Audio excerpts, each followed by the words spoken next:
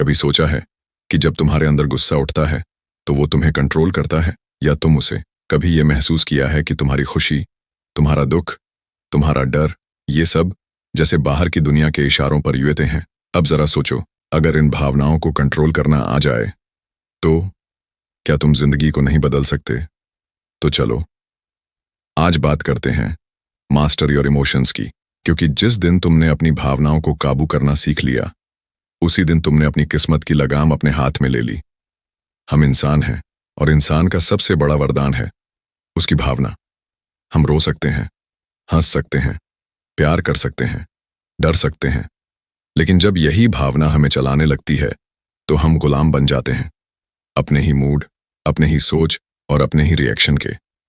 इसलिए जरूरी है कि भावनाओं को समझो, गहराई से समझो, क्योंकि भावना कोई दुश्मन नहीं, लेकिन अनकंट्रोल्ड भावना तुम्हें तबाह कर सकती है। मान लो तुम सुबह उठे और तुम्हारा मूड खराब था, किसी ने तुम्हें देखकर मुस्कुराया नहीं और तुमने सोचा ये मुझे इग्नोर कर रहा है। अब उस एक इमोशन ने पूरा दिन बर्बाद कर दिया। तुम चिड़चिड़े हो गए, काम में मन नहीं लगा, किसी से बहस कर ली और फिर रात को सोचते रहे, मैं ऐसा क्यों हूं? यही है वो चक्रव्यूह इमोशंस का, और इससे निकलने का एक ही रास्ता है, भावनाओं का मास्टर बनना। सबसे पहले एक बात समझ लो, तुम्हारी भावना तुम्हारे विचारों से जन्म लेती है और तुम्हारे विचार उस दुनिया से आते हैं जिसे तुम देखते हो, सुनते हो, सोचते हो। यानी अगर तुमने दिमाग में भर रखा है डर, नफरत, गुस्सा, बदला, तो तुम्हारी भावना भी वैसी ही होगी। लेकिन अगर तुमने चुना शांति, समझदारी, धैर्य और करुणा, तो वही भावना तुम्हारा चेहरा, तुम्हारा व्यवहार और तुम्हारी किस्मत बदल देगी। अब सवाल आता है, कैसे बने अपने इमोशंस के मास्टर? पहला मंत्र, रिएक्ट मत करो, रिस्पॉन्ड करो। जब भी गुस्सा आए रुक जाओ, 3 सेकंड सांस लो और सोचो, क्या इसका जवाब देना जरूरी है या बस मेरी भावना भड़क रही है? तुम देखोगे 80% मामलों में जब तुम जवाब नहीं दोगे तुम जीत जाओगे, क्योंकि गुस्से का सबसे बड़ा हथियार तुम्हारा रिएक्शन है। दूसरा मंत्र, भावना को एक्सप्रेस करो लेकिन समझदारी से। रोना कमजोरी नहीं है, गुस्सा आना पाप नहीं है, डर लगना इंसानियत है, लेकिन इन भावनाओं को इस तरह बाहर लाना कि खुद या दूसरों को नुकसान ना हो, यही भावनाओं पर काबू है। लिखो, बात करो, समझाओ, लेकिन फोर्स मत बनो। तीसरा मंत्र, अपनी भावना के पीछे छुपे विचार को पहचानो। हर भावना के पीछे एक सोच होती है। गुस्से के पीछे अपमान का डर, जलन के पीछे खुद को कम आंकने का दर्द, डर के पीछे भविष्य को खो देने की चिंता। जब तुम उस सोच को पकड़ लेते हो तब तुम भावना को जड़ से काट देते हो। देखो दोस्त, इमोशंस तुम्हें बनाते भी हैं और बिगाड़ते भी। महान लोगों ने भी गुस्सा किया, दुख झेला, डर से लड़े, लेकिन फर्क सिर्फ इतना था कि उन्होंने भावना में बहना नहीं चुना, बल्कि उस भावना को काम में बदलना चुना। अब तुम तय करो, क्या तुम गुस्से में चीजें तोड़ोगे या उसी गुस्से को अपनी लाइफ सुधारने के लिए आग बना दोगे? क्या तुम डर से भागोगे या उसी डर को हिम्मत में बदल दोगे? क्योंकि जो अपनी भावनाओं का मालिक बन गया उसके सामने दुनिया की कोई ताकत नहीं टिकती। अब खुद से एक सवाल पूछो, आज मेरी कौन सी भावना मुझे गुलाम बना रही है? और फिर सोचो, अगर मैं उसे मास्टर कर लूं तो मैं क्या कुछ हासिल कर सकता हूं। आज अभी से शुरुआत करो। जब भी कोई भावना तुम्हें हिलाए उसे पकड़ो, देखो, समझो और फिर कंट्रोल करो। शुरुआत में मुश्किल होगा, लेकिन हर बार जब तुम जीतोगे तुम्हारे अंदर एक नया योद्धा जन्म लेगा। तुम वही योद्धा बन सकते हो जिसने खुद को जीत लिया। क्या तुमने कभी खुद से यह सवाल पूछा है, मैं आज कैसा महसूस कर रहा हूं और क्यों? नहीं ना, क्योंकि हम में से ज्यादातर लोग सिर्फ महसूस करते हैं गुस्सा, दुख, डर, जलन, अकेलापन, पर हम कभी रुककर ये नहीं सोचते कि ये भावना आई कहां से। हमारे दिन का हर फैसला, हर व्यवहार, हर सोच कहीं ना कहीं हमारी भावना से जुड़ा होता है। जैसे सुबह उठे और मौसम अच्छा है तो मूड अच्छा हो गया, या किसी ने फोन नहीं उठाया तो दिल बैठ गया, किसी ने तारीफ कर दी तो कॉन्फिडेंस आसमान छू गया, और किसी ने आलोचना कर दी तो खुद से ही नफरत हो गई। यानी हमारी भावना हमारे जीवन की स्टीयरिंग व्हील है। मगर उस स्टीयरिंग को पकड़ कौन रहा है, हम या बाहर की दुनिया? थोड़ा शांत, गहराई से अब सोचो, अगर तुम्हारी भावनाएं तुम्हें कंट्रोल कर रही हैं, तो क्या तुम सच में अपने जीवन को चला रहे हो? या फिर तुम्हारा हर रिएक्शन, हर मूड, हर निर्णय बस किसी भावनात्मक तूफान का नतीजा है? इंसान को दुनिया की सबसे समझदार प्रजाति कहा जाता है, पर क्या समझदारी सिर्फ दिमाग से आती है? नहीं, असल समझदारी तब आती है जब दिमाग और भावना साथ चलें। पर आजकल क्या हो रहा है? हम गुस्से में किसी को बुरा कह देते हैं, ईर्ष्या में किसी की तरक्की से जलते हैं, डर में अपने सपनों को छोड़ देते हैं और उदासी में खुद से ही नफरत करने लगते हैं। भावनाएं गलत नहीं हैं, पर उनके पीछे भागना ये हमारी सबसे बड़ी कमजोरी बन जाता है। धीरे धीरे, गहराई से, जैसे एक बच्चा जब तक बड़ा नहीं होता उसे माँ बाप की उंगली पकड़कर चलना पड़ता है, उसी तरह जब तक हम अपनी भावनाओं के गुलाम रहते हैं, हम कभी मानसिक रूप से बड़े नहीं हो पाते। भावना, जैसे गुस्सा, एक आग है। अगर सही दिशा में जलाओ तो उजाला देती है, नहीं तो जला देती है। डर एक रक्षक है जो खतरे से बचाता है, पर ज्यादा हो जाए तो पिंजरे में बंद कर देता है। उदासी तुम्हें अंदर झांकने का मौका देती है, लेकिन अगर उसमें डूब गए तो बाहर निकलना मुश्किल हो जाता है। इसलिए पहले अध्याय की सबसे जरूरी बात यह है, भावना को पहचानो। उसे दबाओ मत, लेकिन उसके पीछे भागो भी मत। जैसे ही तुम ये समझने लगते हो कि ये जो मैं महसूस कर रहा हूं वो सिर्फ एक भावना है और ये भी गुजर जाएगी, तुम धीरे धीरे मास्टर बनने लगते हो। तो अब इस चैप्टर के अंत में एक सवाल खुद से जरूर पूछना, आज मेरी कौन सी भावना मुझे कंट्रोल कर रही है? क्या वो गुस्सा है किसी बात का? क्या वो डर है किसी भविष्य का? या वो दुख है किसी अपने के चले जाने का? और फिर लिख लेना, उस भावना को नाम दो, क्योंकि जिसका नाम जान लिया उसे जीतना आसान हो जाता है, क्योंकि जिसने खुद को जीत लिया उससे बड़ा विजेता कोई नहीं। चैप्टर 1 में तुमने सीखा कि भावना क्या होती है, कैसे वो तुम्हारी जिंदगी की स्टीयरिंग पकड़ लेती है और कैसे तुम अनजाने में उसके गुलाम बन जाते हो। लेकिन अब सवाल यह है, उस भावना को कंट्रोल कैसे करें? कैसे बने उस इमोशन के मालिक, बॉस? इस चैप्टर में हम जानेंगे 5 ऐसे गहरे कदम जो तुम्हें अपनी भावनाओं पर राज करना सिखाएंगे, बिना बोरिंग थ्योरी के, सिर्फ वही बातें जो सच में काम करती हैं। तैयार हो? तो चलो शुरू करते हैं। स्टेप 1, भावना को पहचानो। नाम दो तो काबू पाओ। जब भी कोई भावना उठे, जैसे गुस्सा, जलन, डर, अकेलापन, तो बस रुक जाओ और खुद से पूछो, ये कौन सी भावना है? नाम लो, क्योंकि जब तुम अपने इमोशन को नाम देते हो तो वो तुम्हारे दिमाग में स्पष्ट हो जाता है। जैसे अगर तुम्हें लगता है मुझे गुस्सा आ रहा है, तो उस गुस्से को पहचानो। क्यों आया? किस बात पर आया? किससे आया? नाम लेने से ही शुरुआत होती है कंट्रोल की। जिसे पहचाना नहीं जा सकता उसे बदला नहीं जा सकता। स्टेप 2, रिएक्ट मत करो, रिस्पॉन्ड करो। इंसान जब भावनाओं में बह जाता है तो रिएक्ट करता है। जैसे किसी ने कुछ कहा और तुमने तुरंत पलटकर बुरा कह दिया, बाद में पछताया, यही रिएक्शन है। लेकिन रिस्पॉन्ड वो तब होता है जब तुम रुकते हो, सोचते हो और फिर बोलते हो। हर भावना उठने के बाद 5 सेकंड का पॉज लो, गहरी सांस लो और खुद से कहो, मैं भावना हूं, लेकिन भावना मेरा मालिक नहीं। देखना, सिर्फ 5 सेकंड तुम्हें एक अलग इंसान बना देंगे। स्टेप 3, भावना को बाहर निकालो, लेकिन सुरक्षित तरीके से। भावनाएं बोतल में बंद गैस की तरह होती हैं। अगर बाहर न निकली तो फटेंगी जरूर, लेकिन फूटना तोड़फोड़ में नहीं होना चाहिए, बल्कि हीलिंग में होना चाहिए। तो कैसे निकालो? लिखो, डायरी में, मोबाइल में, कागज पर, जो भी मन में चल रहा है। बोलो खुद से, भरोसेमंद दोस्त से, या फिर आईने में। रो लो अगर मन करे तो। जो बाहर निकलता है वो हल्का कर देता है, जो अंदर दबता है वो अंदर ही सड़ा देता है। स्टेप 4, सही सोच भरो, गलत भावना को हटाओ।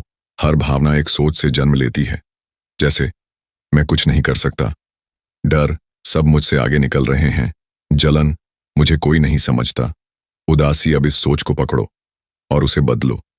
मैं कोशिश कर रहा हूं और रोज बेहतर हो रहा हूं। हर किसी की जर्नी अलग होती है, मैं खुद को समझता हूं, यही काफी है।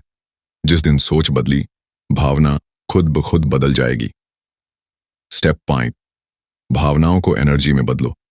अब सबसे जरूरी बात, भावनाओं को सिर्फ काबू नहीं करना, उन्हें अपनी ताकत बनाना है। गुस्सा है तो उसे एक्सरसाइज में निकालो, किसी नए प्रोजेक्ट में झोंक दो। उदासी है तो उसे किताबों में डुबो दो, किसी को मदद करके बाहर निकालो। जलन है तो उसे मेहनत में बदल दो, ताकि तुम खुद वो बनो जिससे औरों को जलन हो। Emotions are just energy, redirect them, don't repress them.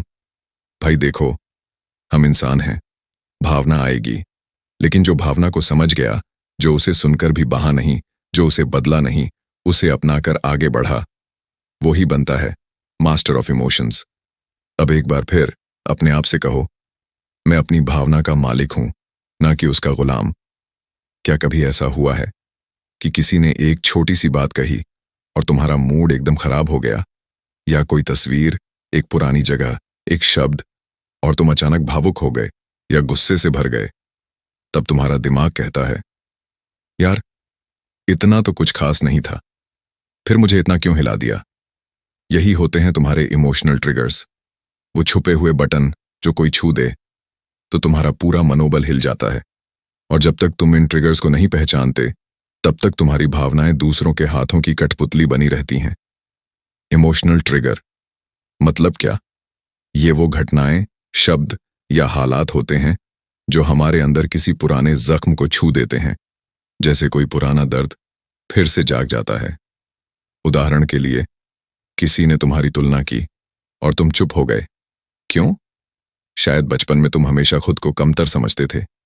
किसी ने तुम्हें इग्नोर किया और तुम अंदर से टूट गए। क्यों? शायद कभी किसी अपने ने तुम्हें छोड़ा था, तुम्हारा दोस्त आगे निकल गया और तुम्हें जलन हुई। क्यों? क्योंकि कहीं ना कहीं तुम खुद को कमजोर मानते हो। ट्रिगर एक दरवाजा है उस पुराने जख्म का जो आज भी रिश्ता है। अब सवाल उठता है, इन ट्रिगर्स को कैसे पहचानें? सबसे पहले, जब भी कोई भावना अचानक बहुत तेज उठे, जैसे बिना कारण बहुत ज्यादा गुस्सा, दुख, जलन या बेचैनी, तो रुक जाओ और खुद से पूछो, क्या ये सच में अभी की भावना है या किसी बीती चीज से जुड़ी हुई? दूसरा, उस पल को पकड़ो जब भावना उठी। क्या कोई बात कही गई, कोई टोन, कोई जेस्चर, कोई माहौल? वो तुम्हारा ट्रिगर है। तीसरा, उस भावना को लिख डालो। मैंने ऐसा क्यों महसूस किया, पहले कब ऐसा हुआ था? जैसे जैसे लिखते जाओगे, तुम्हें अपने ट्रिगर्स दिखने लगेंगे, और जब ट्रिगर दिखने लगे, तब तुम उनके गुलाम नहीं रहोगे। अब बात आती है, इन ट्रिगर्स को ठीक कैसे करें? सबसे पहले, माफ करो, खुद को भी और दूसरों को भी, क्योंकि कई बार ट्रिगर वो जख्म होते हैं जो किसी की बात से नहीं, तुम्हारी खुद की एक्सपेक्टेशन से बने थे। दूसरा, सेल्फ टॉक बदलो। जब अगली बार ट्रिगर हो जाओ तो खुद से कहो, ये अभी का सच नहीं है, ये मेरा बीता हुआ डर है। ये वाक्य तुम्हें तुरंत वर्तमान में वापस लाएगा। और तीसरा, उस ट्रिगर को पावर में बदलो। अगर कोई बात तुम्हें चुभती है तो वहां काम करना शुरू करो।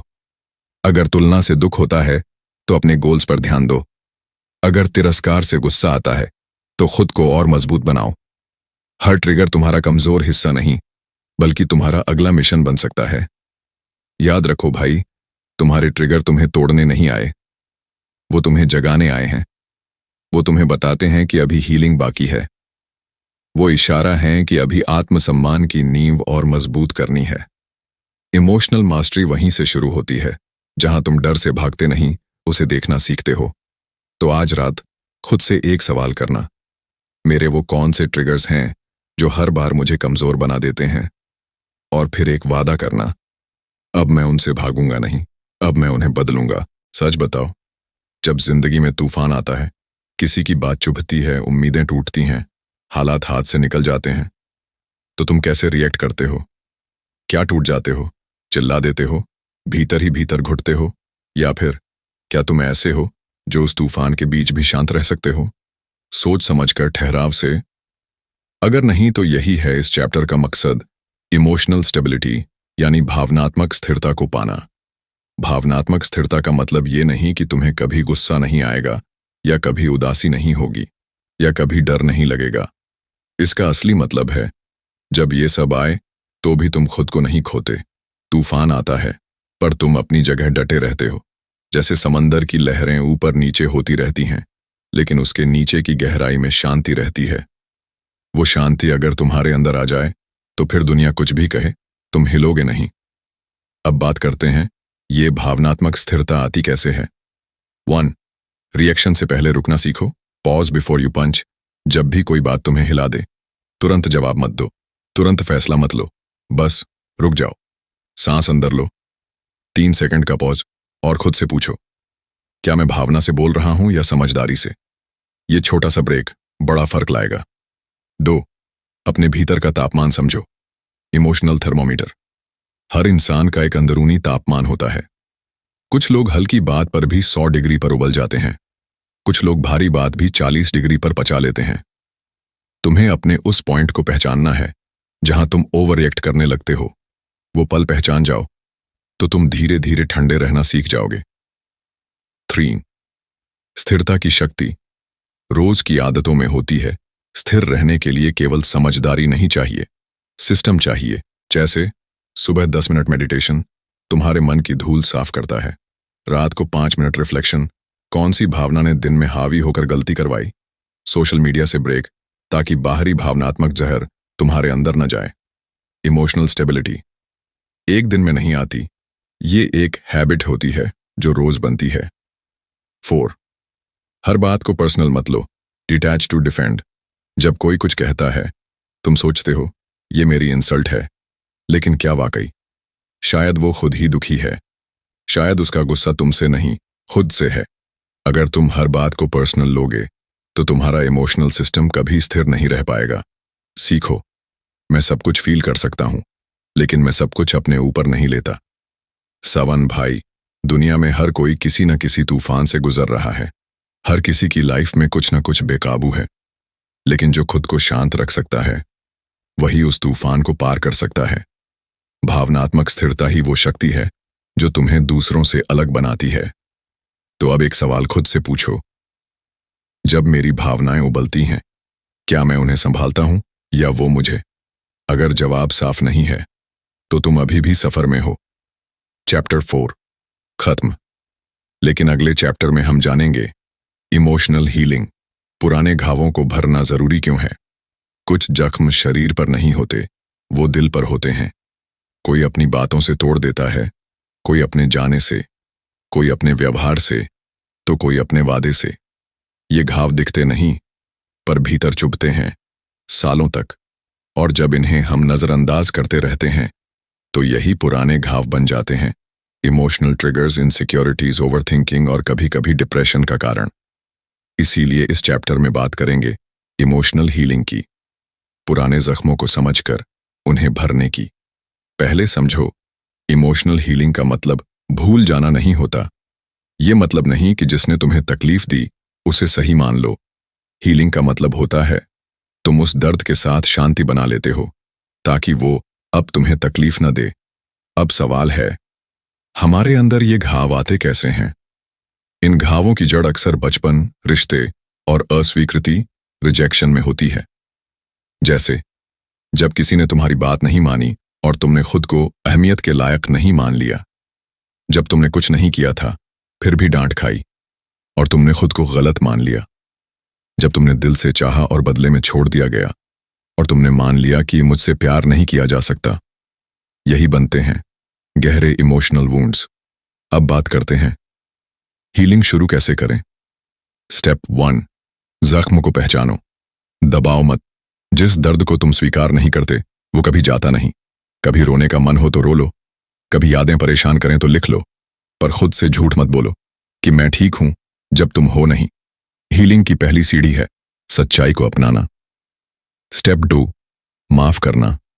खुद को और दूसरों को बहुत से घाव दूसरों ने दिए, लेकिन उससे बड़ा घाव यह है कि हम खुद को उस तकलीफ में फंसा के रखते हैं।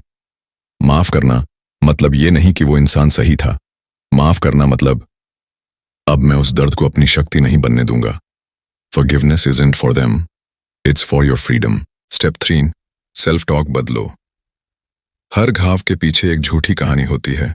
मैं लायक नहीं हूं, मेरे साथ ही ऐसा क्यों होता है, कोई मुझे कभी प्यार नहीं करेगा। अब इन्हें बदलो। मैं टूट गया था लेकिन मैं अब खुद को जोड़ रहा हूं। जो चला गया वो मेरे सब कुछ का मतलब नहीं था, मुझे हीलिंग का हक है और मैं इसके काबिल हूं। Step 4, repeat, heal daily, not once. Healing कोई एक बार की चीज नहीं, ये रोज की प्रैक्टिस है। रोज थोड़ी थोड़ी सेल्फ लव, रोज थोड़ी थोड़ी साइलेंस, रोज थोड़ा थोड़ा एक्सेप्टेंस, तब जाकर धीरे धीरे घाव से निशान बनते हैं और निशान भी धीरे धीरे फीके हो जाते हैं। हम सब टूटे हुए हैं, पर फर्क सिर्फ इतना है, कुछ लोग उस टूटन को छुपाते हैं और कुछ लोग उसे सजाते हैं। तुम्हारा दर्द तुम्हारी कमजोरी नहीं, वो तुम्हारी सबसे बड़ी ताकत बन सकती है, अगर तुम उसे समझो, अपनाओ और हील करो। तो अब आज की रात एक चुप पल में खुद से ये पूछना, क्या मैं आज भी उस दर्द को पकड़कर बैठा हूं जो मुझे अंदर ही अंदर तोड़ रहा है? अगर हां, तो बस इतना याद रखना, अब वक्त आ गया है उसे जाने देने का, क्योंकि तुम अब उस दर्द के गुलाम नहीं रहोगे। चैप्टर 5 खत्म, लेकिन सफर जारी है। अगला अध्याय, इमोशनल इंटेलिजेंस, समझदारी से महसूस करना सीखो। क्या आपने कभी किसी को देखा है जो भीड़ में भी शांत रहता है, जो गुस्से में भी मुस्कुरा सकता है, जिसका हर जवाब ठंडा होता है लेकिन असरदार? ऐसे लोग दिखने में आम लगते हैं, लेकिन उनके अंदर एक खास कला होती है, इमोशनल इंटेलिजेंस, भावनात्मक बुद्धिमत्ता, यानी वो कला जो तुम्हें खुद की भावनाओं को समझने, कंट्रोल करने और दूसरों की भावना को पढ़ने में मदद करती है। अब सोचो, अगर तुम जान सको कि कब तुम्हारा गुस्सा सही है, कब डर काम आ सकता है, कब किसी की चुप्पी सिर्फ थकावट है, नाराजगी नहीं, तो तुम्हारी जिंदगी कितनी आसान हो जाएगी। इसीलिए इस चैप्टर में हम सीखेंगे इमोशनल इंटेलिजेंस क्या है और इसे कैसे विकसित करें। इमोशनल इंटेलिजेंस का मतलब है 1. खुद की भावना को पहचानना, 2. उसे कंट्रोल करना, 3. दूसरों की भावना को समझना, 4. रिश्तों को भावना से नहीं समझदारी से संभालना, यानी महसूस करना भी और उस पर दिमाग से काम करना भी। अब बात करते हैं इमोशनल इंटेलिजेंस कैसे बढ़ाएं। स्टेप 1, ऑब्जर्व करो, अपने अंदर की आवाज को सुनो। जब भी गुस्सा आए, डर लगे, जलन हो, तो तुरंत रिएक्ट मत करो, बस कुछ पल खुद से जुड़ो। सवाल पूछो, मैं ऐसा क्यों महसूस कर रहा हूं? इस भावना के पीछे कौन सी सोच है? क्या मैं इसे दूसरों पर निकाल रहा हूं? इमोशनल इंटेलिजेंस वहीं से शुरू होती है जहां भावना उठती है और तुम उसे देख पाते हो। स्टेप 2, सेल्फ रेगुलेशन, भावना को दिशा दो। हर भावना को दबाना नहीं है, पर उसे सही दिशा में ले जाना जरूरी है। गुस्सा आया, उसे जवाब में मत उड़ेलो, उसे मेहनत में ढालो। डर लगा, उसे भागो मत, उसे प्लानिंग में बदलो। जलन हुई, तोड़फोड़ मत करो, खुद को बेहतर बनाने का फ्यूल बना लो। इमोशनल इंटेलिजेंस का असली इम्तिहान वहीं होता है जहां भावना भड़के और तुम उसके मालिक बनो। स्टेप 3, एम्पैथी, दूसरों की भावना को समझो। इमोशनल इंटेलिजेंस सिर्फ खुद तक सीमित नहीं है, ये वहां और भी जरूरी होती है जहां सामने वाला कुछ कह नहीं रहा, पर उसका चेहरा सब कुछ बोल रहा होता है। एम्पैथी यानी किसी की चुप्पी को सुनना, किसी के गुस्से के पीछे का दर्द पहचानना, किसी के तानों में छिपे अकेलेपन को महसूस करना। जो इंसान दूसरों की भावना समझ लेता है, वो रिश्तों को तोड़ता नहीं, जोड़ता है। स्टेप 4, सोशल स्किल्स, समझदारी से कनेक्ट करो। इमोशनल इंटेलिजेंस का एक और पहलू होता है बात करना, सुनना और संबंध बनाना। हर बात का जवाब जरूरी नहीं होता, हर जंग जीतनी जरूरी नहीं होती, हर बहस में चुप रह जाना भी समझदारी होती है। सीखो कहां बोलना है, कहां चुप रहना है, कहां समझाना है, कहां बस गले लगाना है। जो अपनी और दूसरों की भावनाओं को बैलेंस करना जानता है, वो हर जगह शांति और भरोसे का माहौल बना देता है। सवन भाई, इमोशनल इंटेलिजेंस कोई किताब में लिखी लाइन नहीं है, ये जिंदगी में जी जाने वाली समझ है। ये तुम्हें मजबूत नहीं, समझदार बनाती है, क्योंकि जो गुस्से में भी सही बात कर ले, जो दुख में भी मुस्कुरा दे, जो सामने वाले का दर्द बिना कहे समझ ले, उसे कोई भी हालात नहीं हिला सकता। तो अब खुद से एक सवाल करना, मैं आज कितना इमोशनल इंटेलिजेंट हूं? क्या मैं अपनी भावना समझता हूं या सिर्फ बह जाता हूं?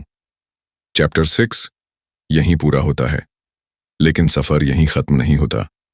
अगला अध्याय होगा सेल्फ लव और इमोशनल फ्रीडम। जब आप खुद से जुड़ते हो, हर इंसान जिंदगी में किसी न किसी से प्यार करता है, माँ बाप से, दोस्तों से, किसी खास से। लेकिन क्या तुमने कभी खुद से प्यार किया है? क्या कभी आईने में खुद को देखकर कहा है, मैं तुम्हें पूरी तरह से स्वीकार करता हूं, कमजोरियों के साथ, गलतियों के साथ, अधूरेपन के साथ? अगर नहीं, तो शायद इसी की कमी है तुम्हारी जिंदगी में, सेल्फ लव। और इसी कमी की वजह से तुम बार बार इमोशनल पेन, रिजेक्शन और इनसिक्योरिटी में फंसते हो। अब सोचो, अगर तुम खुद से सच्चा प्यार कर पाओ तो किसी और की मान्यता की जरूरत ही नहीं पड़ेगी। तब ना कोई तुम्हें तोड़ पाएगा, ना तुम खुद को नीचा समझोगे। यही होती है इमोशनल फ्रीडम, जब तुम खुद से जुड़ जाते हो। अब बात करते हैं सेल्फ लव का असली मतलब क्या होता है। सेल्फ लव कोई घमंड नहीं होता। ये नहीं कहता कि मैं सबसे बेहतर हूं, बल्कि ये कहता है मैं जैसा भी हूं खुद के साथ हूं और हर दिन बेहतर बन रहा हूं।